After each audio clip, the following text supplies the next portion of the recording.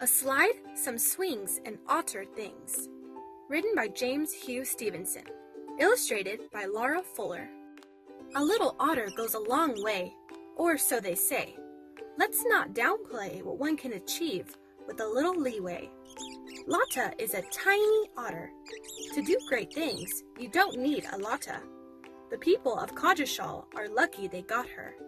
Lotta hasn't ever been seen or heard. An otter roaming the streets of Coggeshall? How absurd! Lotta is mysterious and full of surprises. She is small, yet strong, with many disguises. Lotta can change her size. She can be huge like a giraffe, or tiny like flies. With her powers, she deceives the eyes. Mama, look!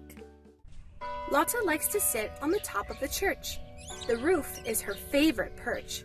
She watches from behind the steeple, silently glaring at Coggeshall's people. She's the star player on the football team. Her role is important, though rarely seen.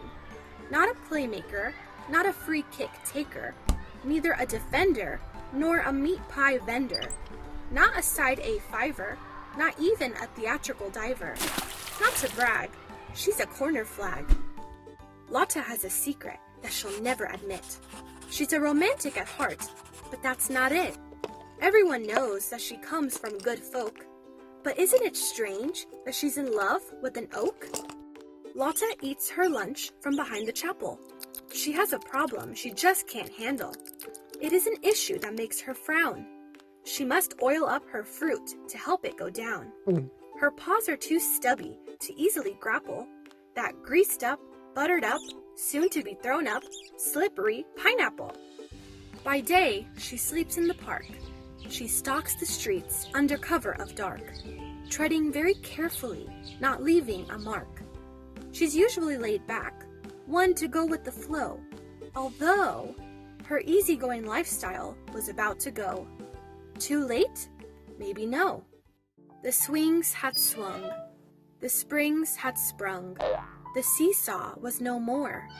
The sand pit was just a hole in the floor. The slide had died, but there was one bright side. The playground had Lotta, the heroic otter. She came up with a plan, for she was the super otter woman, the only one who can. She couldn't be a merry-go-round. She throws up when she's spun around. She's never had the grit to be a sand pit. Wait a bit. She could be a slide, if she tried.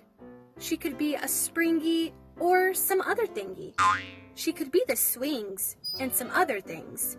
And sometimes, when she feels able, she could even be a picnic table. For many years, she kept her post.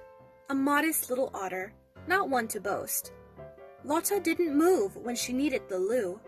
People blamed local dogs when they found her poo. Yuck. She stayed very still when a cute little doggy lifted its leg and made her soggy. Lotta suppressed a giggle when an old lady farted. She tooted, wheezed, then quickly departed. Lotta didn't move when the weather turned bad. As the months became years, she went a little mad. She sometimes thought she saw ghosts appear. The spirits of Coggeshall are nothing to fear. As Lotta grew older, she became a little lazy. Her legs became sore. Her memory was hazy. Why was she here? Had she gone crazy? How long had she been here? Had it been a long time? She'd been here so long, she could no longer rhyme. No one noticed the shy little otter, a timid park squatter, starting to falter.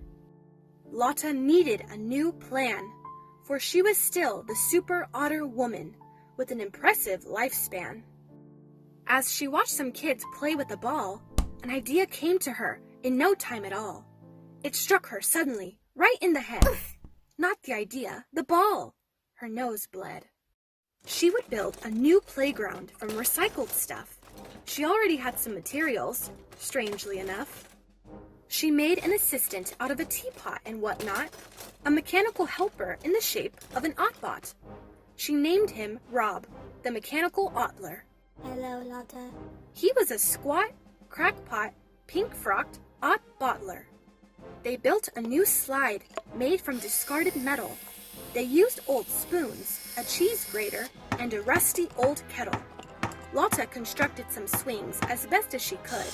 For the seats, she used old chairs, borrowed from Honeywood.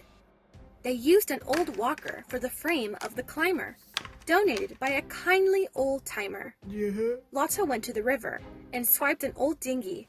They used it to make a round, swingy thingy. The broken old spinner, no longer a winner, was replaced by a log swing, because logs are much thinner. After working all night, they could finally stop. They admired their work from a nearby rooftop. The playground was finished. It was shiny and new. There was even a bin for the dirty dog poo. The children once again had somewhere to play.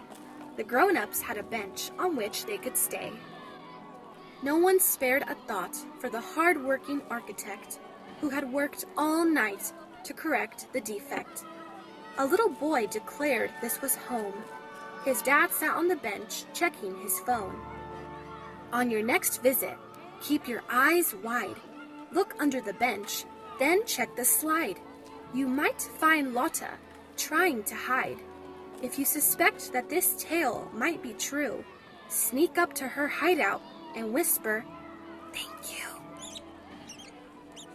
And please, please, please pick up your dog's poo. And while you're there, pick up Lotta's too. The end.